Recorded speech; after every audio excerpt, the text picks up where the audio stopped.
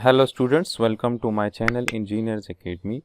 Let's solve this particular problem. In this problem it is said that determine the vertical clamping force at E in terms of the force P applied to the handle of the toggle clamp which holds the workpiece F in place, right? So we have to find the force applied by this toggle clamp at this point E as a function of this P as external force, right?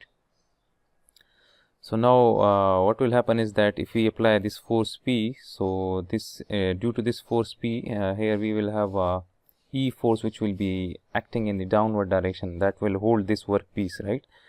And as a reaction this workpiece will apply the opposite force at this point E. So if I represent that force at this point E, so I have drawn this free body diagram, right? So this is the lever and this is ABE part, right? So at this point E we will have that force which the workpiece will apply on this ABE member, right? So let's say that this is that point A, this is that point B, and here we have that point E. So let's say that this force is E, right? And as we can see that if we have some force P here, right? So this lever will apply the force on this part in the upward direction, right? And as a reaction this ABE part will apply the force on this lever in the downward direction, right? So we will have the forces on this part, this lever in the downward direction, right? So we will have some force like this. So this is that B point as well, right? So let's say that this is BY, and here we will have some horizontal force as well. So let's say that this is that BX, right? This CD member will apply the force on this handle or this lever in the upward direction, right? Since this ABE member will apply the force on this handle in the downward direction, so this CD member will apply the force in the upward direction, right? So we will have this force like this, right? So we can represent this force here, right? So let's say that this force is D force, right? So again if we resolve this force into its components, so it will have two components. It will have one component in this direction, this is dx, and it will have one component will be acting vertically upward, so this will be dy, right? So these are the components of this D.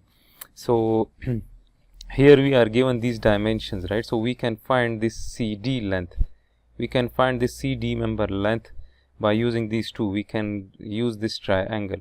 So by using the Pythagoras theorem, CD square will be equal to this 120 square plus this 90 square, and then we can take the square root. So this will give us this CD length which comes out to be 150 mm, right? So the length of this CD member is 150. If we consider this angle is theta, so then if I draw that D force here, let me draw that D force here, right? So this means that that D force is making that same theta angle here, right? So then this means that this will be that dx component, and this one will be that dy component, right? So from this, if this is D, so we can say that dx is the cos component, is d cos of theta, right? We can consider this same theta here as well, right? So if this D force is making theta here, so this D force will make the same theta with this horizontal here as well, right? So this means that this dx is d cos of theta, and from this triangle, if I draw that triangle, so the hypotenuse length is 150, this is 120, and this is 90. So from this cos of theta will be base divided by hypotenuse, right? So we can write that this is d into base is 120 and the hypotenuse is 150, right? So from this we get 4 divided by 3d, right? And similarly we can write dy as this dy will be the sine component, so we can write that this will be d sine of theta, right? And again from this triangle, sine of theta is perpendicular divided by hypotenuse, right? So I can write that this is perpendicular divided by hypotenuse, right? So this will cancel out, so we will be left with 3 divided by 5d, right? So dx is equal to 4 divided by 3d and dy is 3 divided by 5d.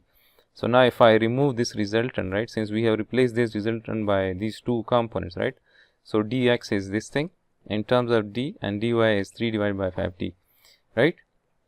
So now if we consider the lever or handle for the analysis, right, so if we apply the summation of moment about point B equals to 0, right, so as we can see that this P is producing the counterclockwise moment about that point B. So I will write P, and the perpendicular distance of this P from that point B is this 270 mm distance. So I will multiply this with 270, right? As we can see that this dy is producing the clockwise moment about that point B. So I will write minus dy, and the perpendicular distance of this dy from that point B, here we have that dy, right? So the perpendicular distance of this dy from that point B is this distance, and this distance is 210 minus 120. So 210 minus 120, this length is 90 mm, right? So I will multiply this with 90, and here we have that dx, right? So this dx is producing the counterclockwise moment about that point B. So I will write plus dx, and the perpendicular distance of this dx from that point B is this distance, right? And this distance is 120 minus 90, right? So this length is 30 mm, right? So I will multiply this with 30, and this is equal to 0. So we know that this dy is 3 divided by 5d, so we can replace it by that 3 divided by 5d, and dx is 4 divided by, this is 4 divided by 5, right? This is 4 divided by 5. So I will write that this dx is 4 divided by 5d, and this will be equal to 0. So this is p into 270, and let me take d common from this. So this will be plus d.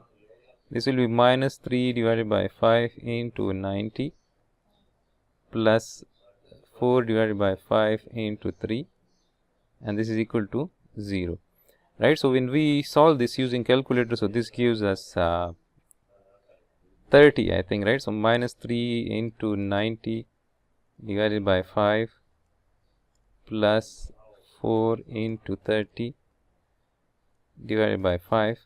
So this gives us minus 30, right? So this means that this is P into 270 minus 30d, this is equal to 0, or we can say that P into 270 is equal to 30 into d, right? So now we can write that this d force is equal to P into 270 divided by 30, right? So we can find this. So 270 divided by 30, so this is 9, right? So this d force is equal to 9 times P, right? And now if we apply the summation of forces along x equals to 0, if we consider that same lever, right? So then as we can see that this dx is acting in the positive x direction, so I will write dx, and this bx is acting in the negative x direction, so I will write minus bx, and this is equal to 0. And from this we can say that bx is equal to dx, and dx is equal to 4 divided by 5d. So 4 divided by 5 d, and d is equal to 9p, right? So I can write that this is 9p. So if I multiply this, so from this we get bx equals to 36 divided by 5p, or we can say that bx is equal to 7.2p, right? Now we will consider this ABE part for the equilibrium analysis, right? So here these forces at this point B, now these forces will be acting in the opposite direction, right? So we will have that bx force in this direction, right? And this by force will be acting upward, right? And here we will have that ax and ay forces as well. So now if we consider that ABE member,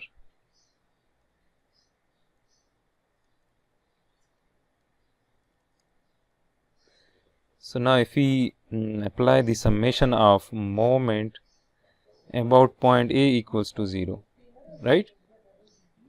So now as we can see that this By is passing through that point A, and this Bx is producing the clockwise moment about this point A. So I will write minus Bx, and the perpendicular distance of this Bx from that point A is this distance. This is given 120.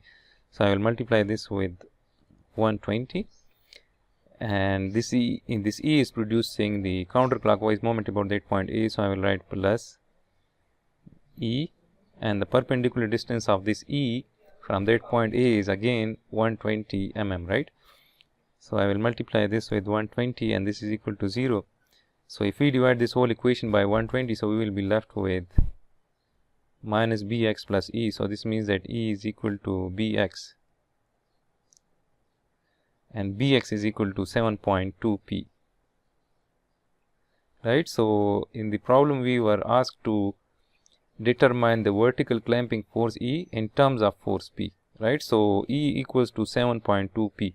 So this is the relation between the clamping force and the external force, right.